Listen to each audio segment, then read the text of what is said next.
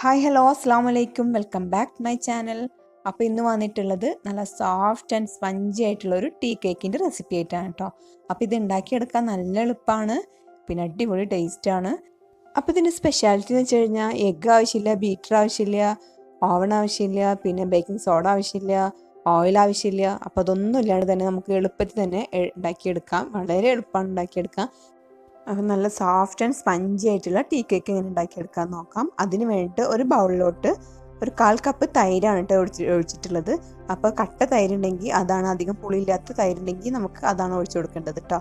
അപ്പോൾ അതിലേക്ക് ഒരു 1/2 കപ്പ് പഞ്ചസാരം കൂടി ആഡ് ചെയ്യുന്നുണ്ട് കേട്ടോ. ഇനി അതിലേക്ക് ഞാൻ ബദാമിൻ്റെ എസെൻസ് ആണ് ഒഴിക്കുന്നത്. അതൊരു 2-3 ഡ്രോപ്പ് ഒഴിക്കുന്നുണ്ട്. അപ്പോൾ നല്ലൊരു കളറും പിന്നെ ഒരു ബദാമിൻ്റെ ഫ്ലേവറും കൂടി കിട്ടുന്നുണ്ട് കേട്ടോ. അപ്പോൾ ഇനി നന്നായി ഇതൊന്ന് ബീറ്റ് ചെയ്ത് കൊടുക്കാം. ഞാനിവിടെ വിസ്ക് ഉപയോഗിച്ചിട്ടാണ് ചെയ്യുന്നത്. ബീറ്ററിൻ്റെ ഒന്നും ആവശ്യമില്ല, നമുക്കത് വിസ്ക് ഉപയോഗിച്ചിട്ട് തന്നെ ചെയ്തെടുക്കാം കേട്ടോ.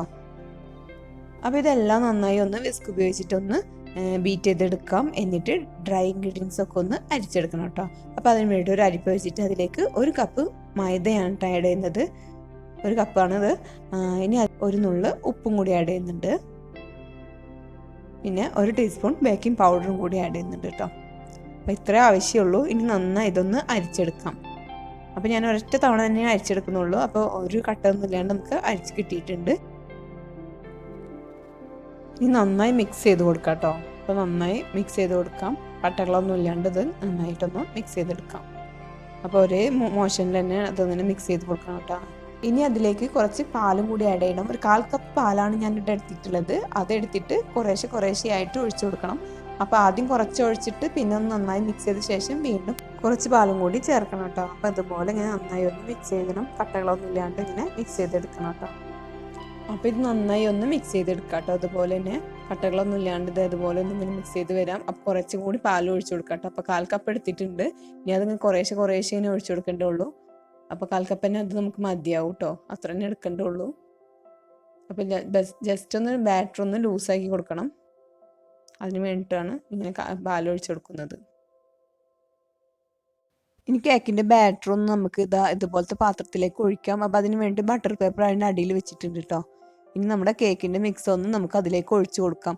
അപ്പോൾ ഈ ഒരു കൺസിസ്റ്റൻസിയിൽ വേണം നമുക്ക് കേക്കിൻ്റെ ബാറ്റർ കിട്ടാൻ. ഇനി അതൊന്ന് ഒഴിച്ചു കൊടുക്കാം കേട്ടോ. അപ്പോൾ ഇത്രയേ ഉള്ളൂ കേക്കിൻ്റെ ബാറ്ററിൻ്റെ കാര്യം. ഇനി അതൊന്ന് കുക്ക് ചെയ്തെടുക്കണം. അപ്പോൾ അതിന് മുന്നേ അതൊന്ന് ടാപ്പ് ചെയ്ത് കൊടുക്കണം കേട്ടോ. നന്നായി ഒന്ന് ടാപ്പ് ചെയ്ത് വെച്ചാലാണ് നമുക്ക് എയർ ബബിൾസൊക്കെ ഒന്ന് പോയി കിട്ടുള്ളൂ. അപ്പോൾ കേക്ക് നന്നായി പൊന്തി വരും ചെയ്യും. അത് കേക്ക് നല്ല സോഫ്റ്റായി കിട്ടും ചെയ്യും കേട്ടോ. അപ്പോൾ അതൊരു 5-10 പ്രാവശ്യം തന്നെ നമുക്ക് ടാപ്പ് ചെയ്ത് കൊടുക്കാം. അതാകുമ്പോൾ കേക്കിന് നല്ലൊരു സ്ട്രക്ചർ തന്നെ കിട്ടും കേട്ടോ. അപ്പോൾ അത് ടാപ്പ് ചെയ്തിട്ടുണ്ട്. ഇനി ഞാനിതൊരു കുക്കറിലാണ് കേട്ടോ ഉണ്ടാക്കുന്നത്. അപ്പോൾ ഒരു കുക്കർ പ്രീ ഹീറ്റ് ചെയ്യാൻ വെച്ചിട്ടുണ്ട്. അപ്പോൾ ഒരു 10 മിനിറ്റ് മുന്നേ ഇത് വെച്ചിട്ടുണ്ട്. അപ്പോൾ നല്ല ചൂടായി കിടക്കുന്ന കുക്കറാണ്. അപ്പോൾ അതിലേക്ക് ഈ പാത്രം ഇറക്കി വെച്ചിട്ടുണ്ട്. ഈ കുക്കർ ഒന്ന് മൂടി വെക്കാം കേട്ടോ. അപ്പോൾ അതിന് വെയിറ്റ് ഇടാണ്ട് വേണം വെക്കാൻ.